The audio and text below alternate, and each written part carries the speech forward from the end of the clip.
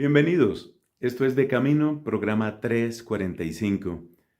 Nuestra vertiente 3 es la de primeros cristianos y llevamos varios programas comentando sobre aquellas persecuciones que vivieron discípulos de Cristo en los primeros siglos, empezando, así lo hemos hecho, por las persecuciones que experimentaron en medio de los judíos.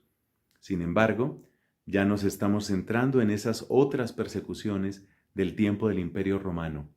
Hoy vamos a comentar sobre lo que sucedió en tiempo del emperador Trajano, que ejerció ese cargo hasta el año de su muerte, en el año 117, y también diremos quién es el más célebre de los mártires de aquel tiempo. Bienvenidos. En la ciudad de Roma, uno de los monumentos mejor conservados es la llamada Columna de Trajano. Y vamos a referirnos precisamente a este emperador conocido por sus grandes resultados, conocido por su manera de ampliar y a la vez consolidar el imperio. Las luchas, las batallas más famosas de Trajano tuvieron que ver con un pueblo, el pueblo de los dacios. Y es especialmente esos combates lo que se recuerda en la columna de Trajano. Es un combate contra los dacios. Trajano nació hacia el año 53, en el año 53 de nuestra era, por supuesto, y murió en el 117. Fue emperador por cerca de 20 años, entre el 98 y el año de su muerte, el 117. Podemos decir que lo que eran los grandes deseos de Domiciano, del que hablábamos en el programa anterior, es decir, que Roma recuperara sus valores, se afianzara en sus tradiciones, eso lo quiso realizar Trajano y en buena parte lo consiguió. Las dos grandes cualidades de un emperador, según la mentalidad romana, están aquí escritas: que sea un guerrero para que venza a los de fuera, pero que sea también un buen administrador para que afiance lo de dentro.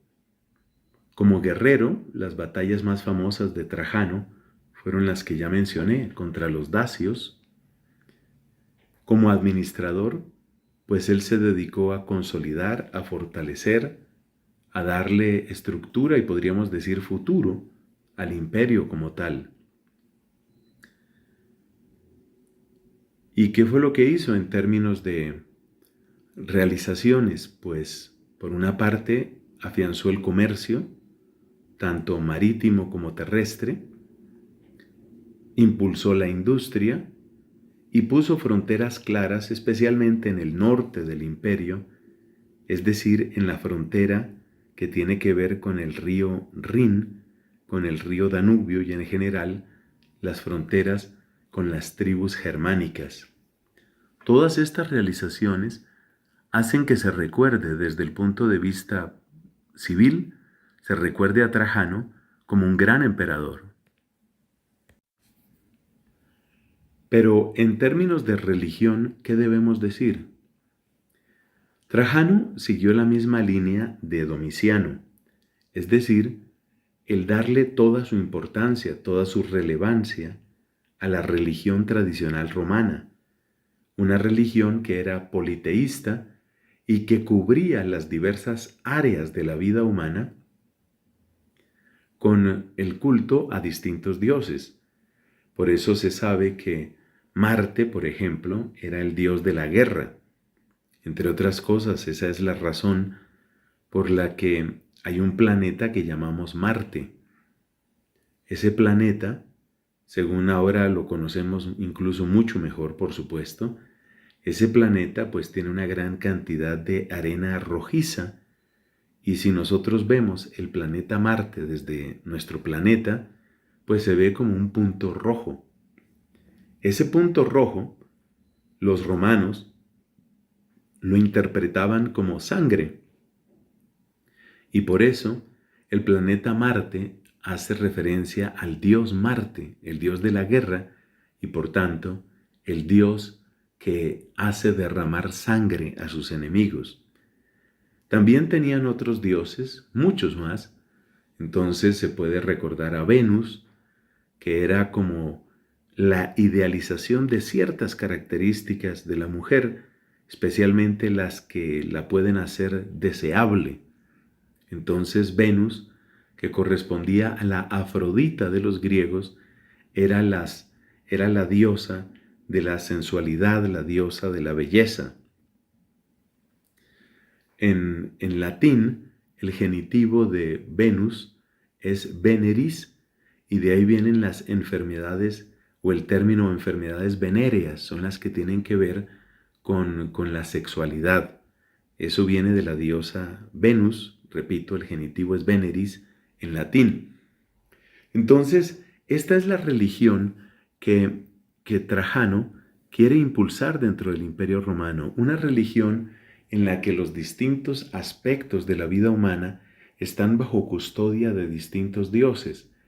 Y esa custodia era vista por los romanos antiguos como una especie de protección, pero también una especie de pacto. Yo creo que estas dos palabras son importantes. Una protección por una parte y un pacto por otra parte. En la medida en que se trata de una protección, el alejarse de los dioses, según el pensamiento de Trajano y de muchos otros, alejarse de los dioses era como desproteger una parte de una muralla. Por ahí puede venir el desastre, por ahí puede venir la mala suerte, por ahí puede venir el poder de los encantamientos, las maldiciones y los maleficios. Porque si algo caracterizaba a la religión romana, era ese aspecto que podemos llamar supersticioso. Y si miramos como un pacto a esta relación con los dioses, pues también entendemos de qué se trata. Ese pacto nos está diciendo que si nosotros dejamos de dar culto a esos dioses, es como cuando una persona ha hecho un negocio con alguien, que además es mucho más poderoso, y le incumple. Esto traerá necesariamente represalias. Esa es la razón por la que hombres como Domiciano, o en este caso Trajano, veían como una amenaza contra el imperio el que se suspendiera la religión oficial. Por eso, pues Trajano realizó una persecución bastante fuerte hacia los años, pues principalmente hacia los años 109 a 111. Pero la actitud hostil de Trajano hacia la religión cristiana fue durante todo su imperio. Él consideraba que el cristiano merecía la muerte. Y está apareciendo ahora en nuestra pantalla la imagen del más ilustre mártir de la época de Trajano. Martirizado en el año 107, tenemos a San Ignacio de Antioquía. Ignacio de Antioquía fue obispo de la iglesia de Siria. Esa es la antigüedad que tiene esa comunidad cristiana. Y como una especie de ejemplo de por qué no se debe ser cristiano, Ignacio de Antioquía fue llevado desde su sede, allá en Siria, hasta la ciudad de Roma. Y ese largo recorrido tenía un propósito: convertirlo en un espectáculo, convertir su muerte en un ejemplo elocuente de lo que tenía que suceder a los cristianos si ellos se obstinaban dando culto a Cristo en vez de dar culto a las divinidades, a las deidades protectoras del Imperio Romano. Por eso, ese largo recorrido desde Siria hasta Roma, que acabó finalmente con llevar al circo romano, al Coliseo romano, a este gran santo, a Ignacio de Antioquía, donde fue devorado por las fieras. Yo creo que este es un buen momento para recordar qué podía estar viviendo, qué podía estar sintiendo aquel que era condenado y que vivía del martirio. Por lo menos el testimonio que tenemos con respecto a Ignacio de Antioquía es de una elocuencia impresionante y conmovedora. Él escribió mientras iba de camino, ese largo recorrido que necesariamente tomó meses, mientras él iba de camino, escribió a los romanos, es decir, a la comunidad de cristianos en Roma.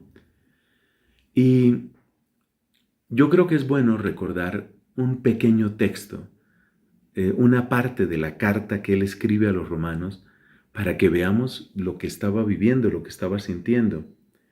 Dice este gran santo Ignacio de Antioquía: yo voy escribiendo a todas las iglesias y a todas les encarezco lo mismo, que moriré de buena gana por Dios, con tal que vosotros no me lo impidáis.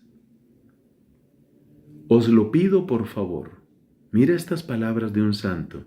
Este es un mártir de la época de Trajano. Os lo pido por favor. No me demostréis una benevolencia inoportuna. Dejad que sea pasto de las fieras, ya que ello me hará posible alcanzar a Dios. Y aquí viene su famosa frase: soy trigo de Dios y he de ser molido por los dientes de las fieras para llegar a ser pan limpio de Cristo. Rogad por mí a Cristo, para que por medio de esos instrumentos llegue a ser una víctima para Dios. Tanto valoraba Ignacio la posibilidad del martirio, que un poco más adelante en la misma carta dice lo siguiente: el príncipe de este mundo me quiere arrebatar y pretende arruinar mi deseo que tiende hacia Dios. Que nadie de vosotros los aquí presentes lo ayude. Poneos más bien de mi parte, esto es, de parte de Dios. No queráis a un mismo tiempo tener a Jesucristo en la boca y los deseos mundanos en el corazón. Que no habite la envidia entre vosotros. Ni me hagáis caso si cuando esté aquí, o sea en Roma, os suplicar en sentido contrario. Haced más bien caso de lo que ahora os escribo. Os escribo en vida, pero deseando morir. Ignacio de Antioquía nos dejó testimonios absolutamente preciosos sobre lo que significa este deseo hacia Cristo, y nos enseñó también sobre el misterio de la Iglesia. En esta misma serie sobre primeros cristianos hemos hablado también de él, y dejaré en la descripción un enlace a esa pequeña reflexión que hicimos sobre este gran santo. Todo esto sucedió en tiempos de la persecución del emperador Trajano. El ejemplo luminoso de San Ignacio de Antioquía nos invita a llevar una vida que tiende hacia Cristo, que lo busca, que lo ama y que vive en gratitud a Él. Esto es De Camino, bocados de conocimiento, para que tu fe no muera de hambre.